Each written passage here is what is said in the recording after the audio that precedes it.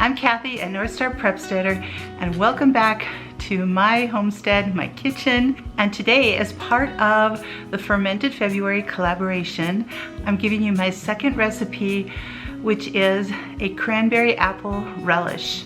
And it is so tasty. I've made it before for Thanksgiving and Christmas, and it can last for months in the refrigerator. It is very, very good, and there's a lot of options you can use with this. So let's get started. So the first thing I'm going to do is prepare my cranberries. Now I have had this bag for quite a while, since before Thanksgiving, and there are a few mushy ones in here. But right now, we're just going to rinse them and then I'll pick through them. Because I really need 2 cups, and this is a little more than 2 cups.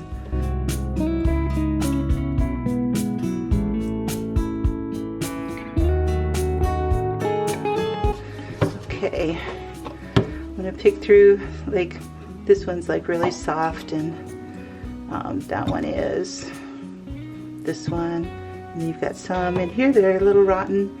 The rest of these I am going to put into my food processor. So as I pick through these, I'm just going to throw the good ones in here, and that's what we will use. These are still plenty firm. It's amazing how long cranberries can actually last in the refrigerator. Now if you freeze them and you thaw them out, they are going to be a little mushier. I'll be back after I get done picking through these.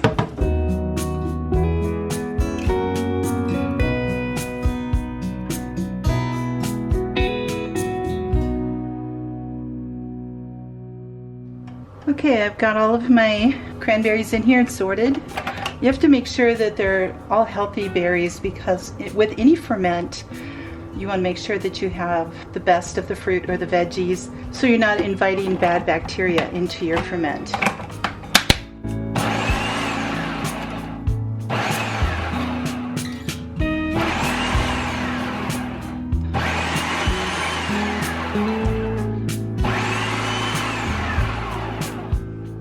Okay, those look pretty good.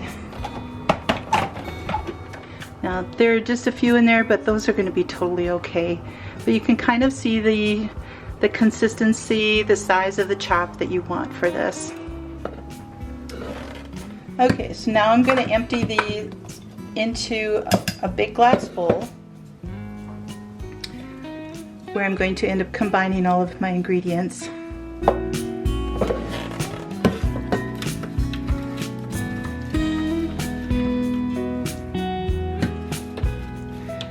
You can certainly hand chop your cranberries if you want to, but it's going to take a long time to get to this size. So much easier if you have a food processor. I would not recommend a blender, just because it'll pulverize them too much. Okay, the next ingredient that I want to put in are 2 apples chopped up. But to help prevent these from turning brown before I can get everything done, I'm going to put in another one of the ingredients, which is apple juice or apple cider, whichever you have. This is my home canned apple juice, so I know what is exactly in here. It calls for 1/2 cup.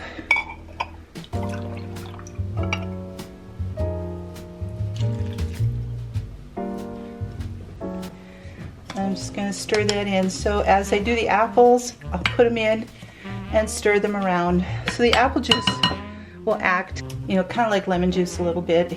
So I'll just put that aside, and I'm going to start cutting up my apples. And I'm going to leave the peels on. If you have, you know, any blemishes on the outsides of the apples, certainly cut those off. And I'm going to try to cut these into fairly small pieces.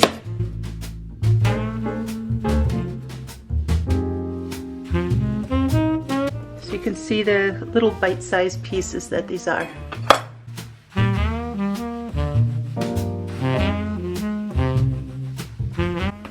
There we go, that's 1/2 an apple. I'm going to add this to the bowl.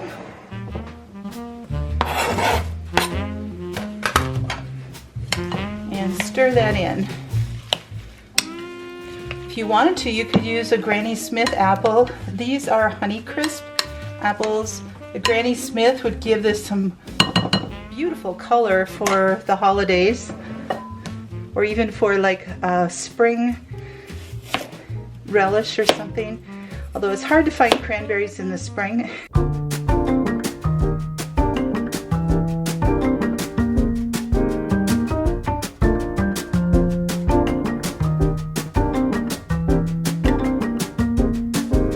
Now the reason I'm not chopping the apples in the food processor is because I want to make sure that they stay nice little chunks and they're not mashed up pieces. It looks so yummy. Just even right here at this point would make a nice, like a fruit salad, you know, for Easter or spring or something. But still have a few more things to put in here for fermenting. To this I am going to add half a cup of kombucha. You can use whey or kefir, whatever works well for you. Kombucha is what I have on hand. The reason we have the kombucha is because it's already been through a second ferment, and it's a great starter for this to work at fermenting.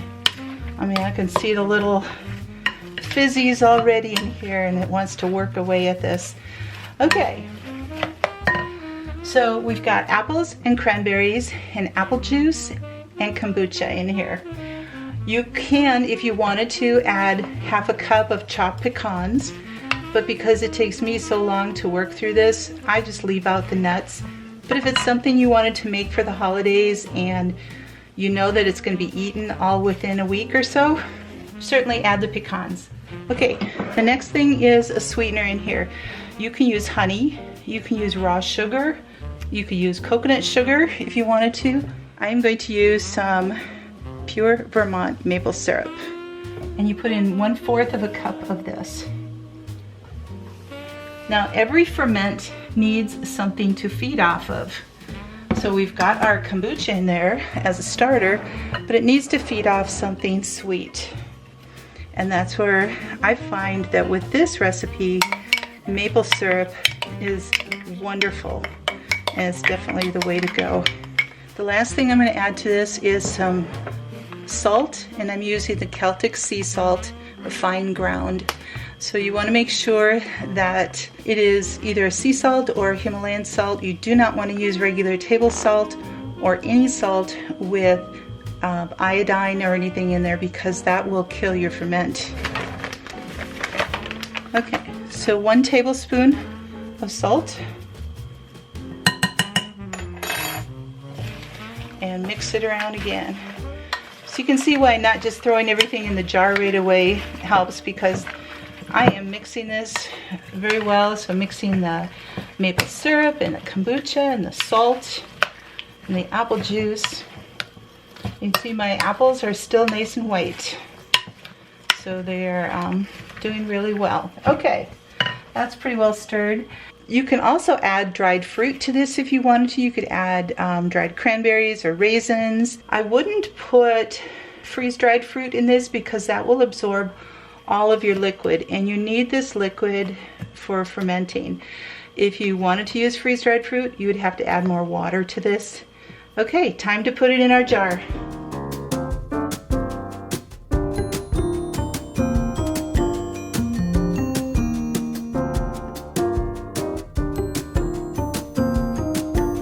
You can see the amount of liquid there on the bottom. So I want to mash this down to work out any bubbles that are down there. To put our weight in here, we need to make sure that the fruit stops right about here. So I might have a little bit left over. I can either put that in a smaller jar or just eat it fresh.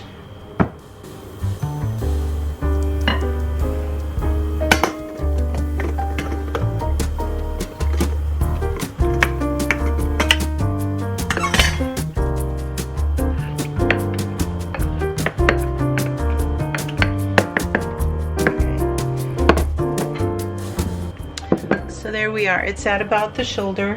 I have a little bit left here. You know, of course, it depends on how many cranberries you have, how big your apples are.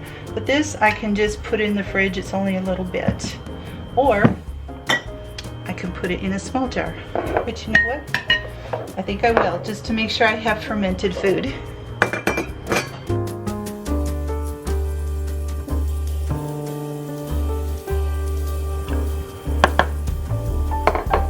There we are. Never want to waste any of that goodness. Okay, so the next thing is to put a weight in. And you want to push that down so the liquid can come up, but it holds your fruit down. This weight is a glass weight, and you can actually put like another small jar in here, or there's other glass weights that are just flat. They're like a pebble type thing, they call it. I like these because it's easy for me to get it out of the jar. Now this time I could use the little silicone pickle pipe that releases air, but this time I'm just going to use a screw on top. I will just have to make sure that I come by at least once a day and burp it so that I can make sure that the pressure isn't building too much. But isn't that gorgeous? That is so beautiful. So we'll leave it on the counter for 2 to 3 days, and then we'll come back and see how that is. It will actually look very much the same. It will just be fizzier as we know that the ferment is working. Well, it's been 3 days since I put all this together, so let's see how this turned out. Okay, I had my jar sitting in this pan. It's a black pan. I don't know if you can see that in this light. Just in case this would seep out and go over, then I wouldn't have to worry about it going all over my counter. Didn't really have too much of difficulty with pressure building up, so that was really nice. As I look inside in some of the areas where there's some liquid, I can see little bubbles and little fizzies going on. So let's just take this, we'll open this jar. Full stop. Can't believe I live in your thoughts. I think about you all the time, morning, evening, and midnight. Such a wonderful delight. Oh, this smells so amazing. And I'm just gonna give this a little bit of a stir. Give up everything that I own. Now you don't want to pour the liquid out. I mean, you can see the bubbles along here, so you know that it's been fermenting. Was found. You're the rose in a garden. And it shows. This looks and smells so wonderful. Now again, because it's a ferment, you don't want to eat too much of this at one time. And then I am going to add what was in this other jar. Of you. Ooh, ooh. You. Ooh, ooh. So slow. Hold you in my arms. So now I'm just down to 1 jar. As we eat through this, and you're going down and down and down, if you get down to like half of the quart, that will equal 1 pint. And then what I would do is transfer it over to a pint jar so that you always have that ability to have the weight on it and keeping the fruit submerged. It's so much easier if it's a full jar on that. Another amazing thing is that the apples stay crunchy. Ah, they're so good. So look at this wonderful, wonderful deliciousness. I eat this just straight. It's excellent. It's very, very good on pork chops, on pork tenderloin, on chicken. You could add it to oatmeal, which would be amazing. You could certainly add it to yogurt, to cottage cheese. It could be part of a fruit salad if you wanted, with yogurt and then some other fresh fruit, grapes and strawberries and pineapple, things like that. But to have this as a kind of a base, as well as the fermented part in it, that would be really good too. So now I will store this in the refrigerator with the cover on and the pebble in there. This will last up to like 4 to 6 months in the refrigerator. Just go in, stir it once in a while, because you don't want anything accidentally growing on the top. But if you're eating this frequently, you shouldn't have to worry about it lasting that long. So there's my ferment for Fermented February, my second one. I'll put a link up here for the other ferment that I did, which was fermented berries made from freeze-dried berries. But this is so amazing. I hope you try it. Thank you for coming along on this collaboration, and I hope that you have enjoyed it. I've got a lot of comments that everybody has really enjoyed it. So take care, God bless, always have hope, and enjoy your ferments. Take care, bye-bye.